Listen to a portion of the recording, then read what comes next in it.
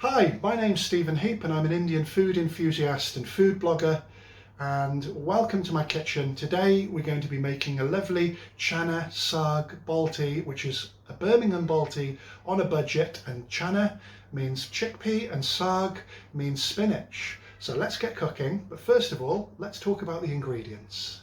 These are all our ingredients that are nice, healthy, colourful and tasty.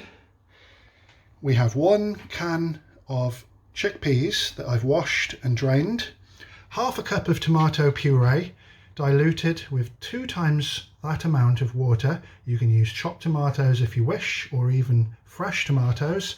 We have 3 cloves of garlic and 1-inch piece of ginger that have been finely chopped. I'm using frozen spinach, but you can use fresh spinach, and I'm using half a cup.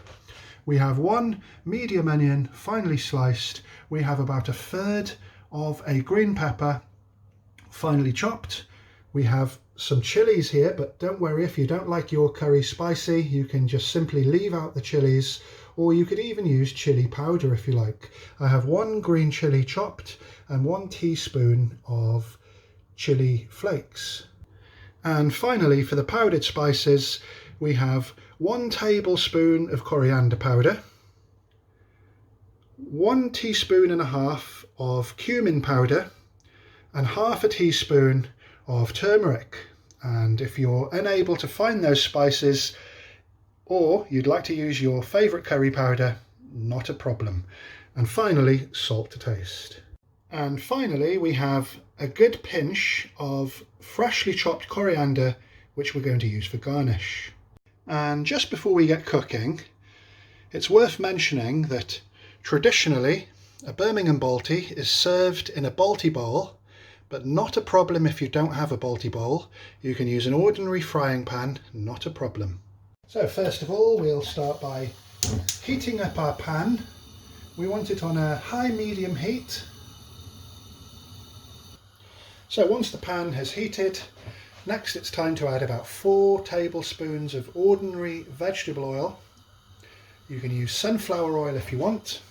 And let's just bring that oil up to a heat. First of all, we're going to add the chili flakes and just stir them in the hot oil, and they'll release a nice aroma into the oil.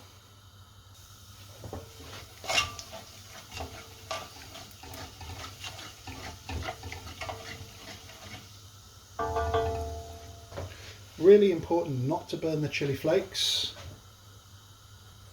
Next, we're going to add the onions, and we're going to saute those onions for about 2 minutes.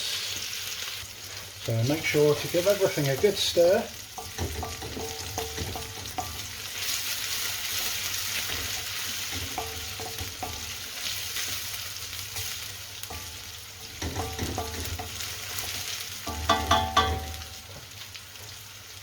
So after around 2 minutes, the onions are starting to brown. Next we can add the ginger and garlic that we've chopped. And once again, make sure everything's well stirred.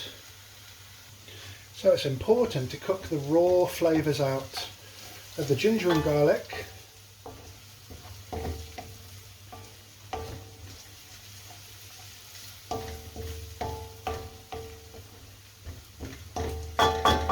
And we'll just saute that for another minute. Next we can add the salt, the coriander powder,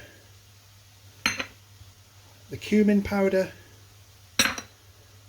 and the turmeric powder. And of course, if you're going to use curry powder instead of those spices, this is the time to add it. So give that a good stir. And again, just like the ginger and garlic, it's important to cook the raw flavours out of the spices. So we're just going to sizzle that off for around a minute.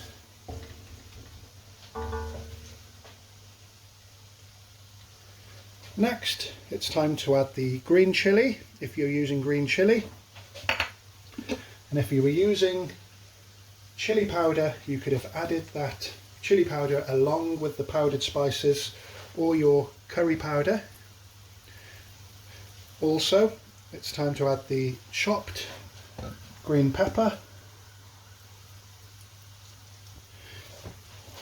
and give it all a good stir.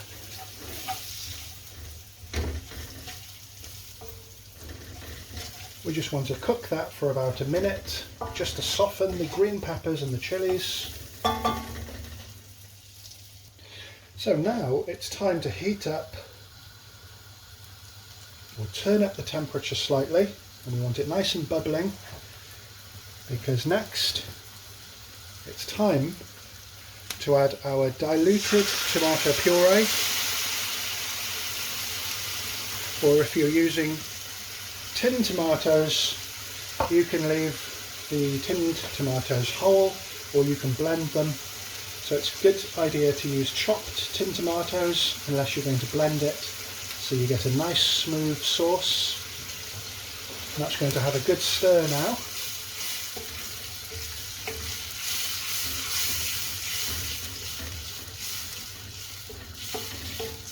So once it's stirred, we just need to bring that to a boil. So that's reached a good temperature, and I've been boiling that for about a minute now. Next, it's time to add the chickpeas, or the chana, as they're called in Pakistan and India, and give it a good stir.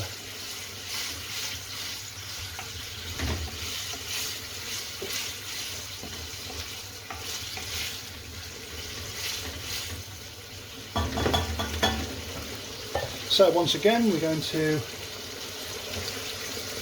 boil that until it reaches a good temperature.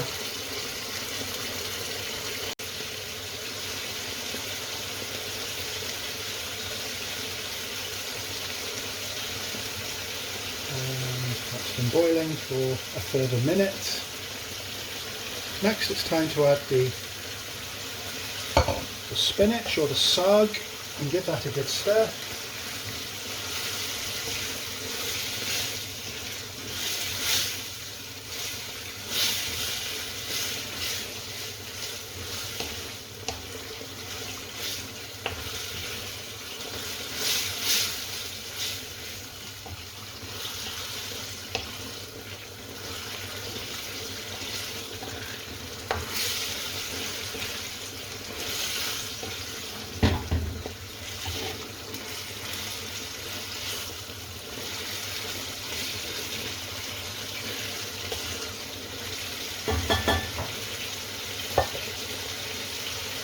So you can see that bubbling away ferociously.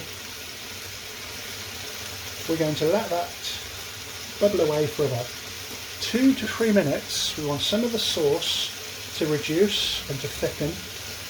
And as I'm using a Balti bowl, it's nice to add the garnish on in the final stages of cooking. If you're using a frying pan, you can add the coriander later if you want.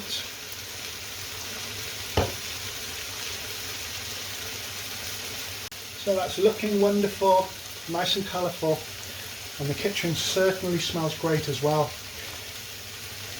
And you can see the charring around the edges as the water evaporates as it cooks, and that's a good sign, and it's something very typical